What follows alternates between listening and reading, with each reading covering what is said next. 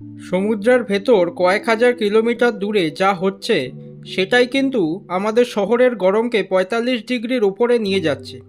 এটাই এল নিনোর আসল খেলা। এল নিনো কি এটা বুঝতে হলে আগে জানতে হবে নর্মাল কন্ডিশন কি। নর্মাল কন্ডিশন অর্থাৎ স্বাভাবিক অবস্থায় প্যাসিফিক ওশেনের উপর দিয়ে ট্রেড উইন্ড অর্থাৎ পূর্ব থেকে পশ্চিমে হাওয়া বইতে থাকে।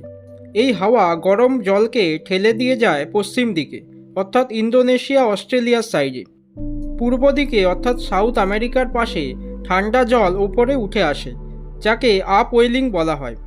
এর ফলে পশ্চিমে বেশি বৃষ্টি হয় ও পূর্বে ঠান্ডা জলের প্রবাহ থাকে। এবার এল নিনো কন্ডিশনে সমস্যা শুরু হয়, অর্থাৎ হঠাৎ করে যে ট্রেড উইন্ড সেটি দুর্বল হয়ে যায় বা উল্টো হতে পারে। তখন কি হয়, গরম জল আর পশ্চিমে যায় না, মাঝখানে ও পূর্ব দিকে জমে যায়। ফলে ঠান্ডা জল আর ওপরে উঠতে পারে না।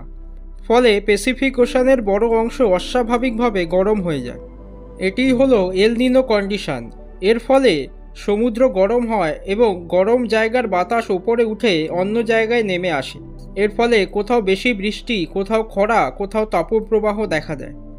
এবার ভারতে অর্থাৎ ইন্ডিয়ান মনসুন অনেকটাই প্যাসিফিক সিস্টেমের উপর নির্ভর করে।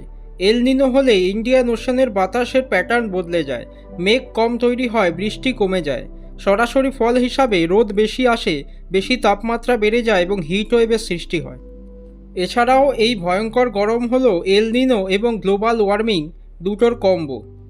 কয়েকটা তথ্য বলে রাখি, এল নিনো সাধারণত 2 থেকে 7 বছর অন্তর হয়। এটি কয়েক মাস থেকে 1 বছর পর্যন্ত থাকতে পারে। অর্থাৎ গ্লোবাল ওয়ার্মিংকে যদি চুলা জ্বালানোর সাথে তুলনা করা হয়, তাহলে এল নিনো হলো সেই চুলায় হাই ফ্লেম দেওয়া।